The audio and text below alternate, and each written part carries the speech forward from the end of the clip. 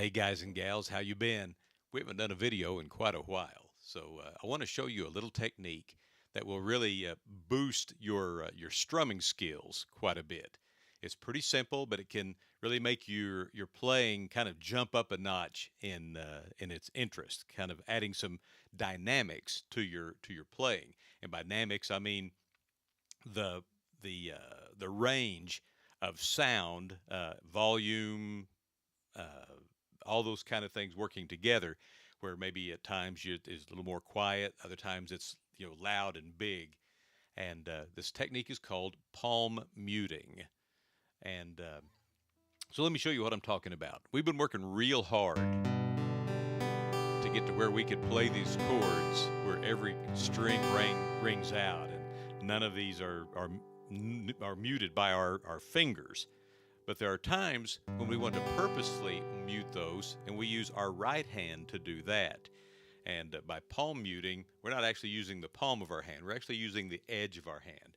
And we put a little karate chop right here on the bridge. That's this part where your strings cross over, where they make contact with your guitar before they're anchored down at the end. And so let me encourage you to play with this a little bit. Put your hand right there, just rest it on there like a little karate chop. There's how it sounds without any muting. Put your hand down there, and it mutes it a little bit. Now, typically when we're palm muting, we're not going to play all six strings. We're not going to play the entire chord. We're just going to kind of be in the flavor of the chord. I've got this G chord going here. I would go that. You could do it up here too, but typically we'll do these lower strings. And you say, okay, well, why would I ever want to do that? Well, let me give you an example. There's a song I used to do in church called Everlasting God. It was quite popular a few years ago, and it involves a palm mute in the beginning, but then at times you lift up and let the upper part of that chord ring out.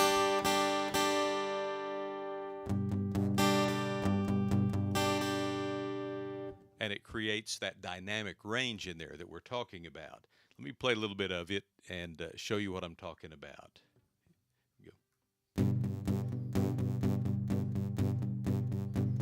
Strength will rise as we wait upon the Lord. Wait upon the Lord, we will wait upon the Lord. Strength will rise as we wait upon the Lord. Wait upon the Lord, we will wait upon the Lord our God. You reign forever, our hope, our strong deliverer. You are the everlasting God, the everlasting God. You do not faint, you won't grow weary. You're the defender of the weak. You comfort those in need. You lift us up on wings like eagles. Strength will rise as we wait upon the Lord. Wait upon the Lord, we will wait upon the Lord. Strength will rise as we wait upon the Lord. Wait upon the Lord, we will wait upon the Lord our God. You reign forever. See how it breaks it up? That during that strength will rise as we wait, kind of creates some expectation, a little sense of what's going to happen, and then all of a sudden we start singing about that everlasting God, and now it's ringing out and it's big and it's awesome. That's what palm muting can do for you. So play with that, work with that, figure out ways, find places to use it. You'll find that you'll use it quite a bit once you get comfortable with it. All kinds of music. And then when you get that, there's another thing you can do. You can combine that with a strum. I don't know what the real name for it is. I call it a slap strum because it just kind of adds a percussive element. That it's more of a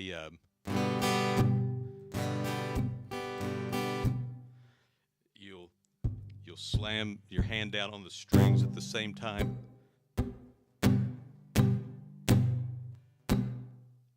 And it just kind of adds, if you don't have a drum playing with you, it kind of helps with that. The song Tulsa Time is a good one. We're going to mess with that in our class.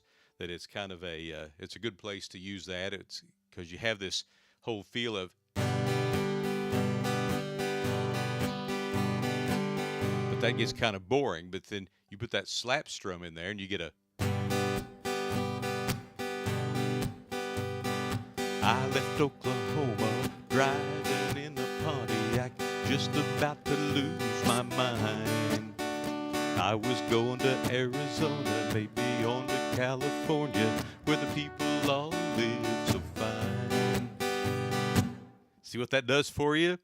Without really learning any new chords or anything, that just that little right hand technique can make a big difference in the way that it sounds when you're playing.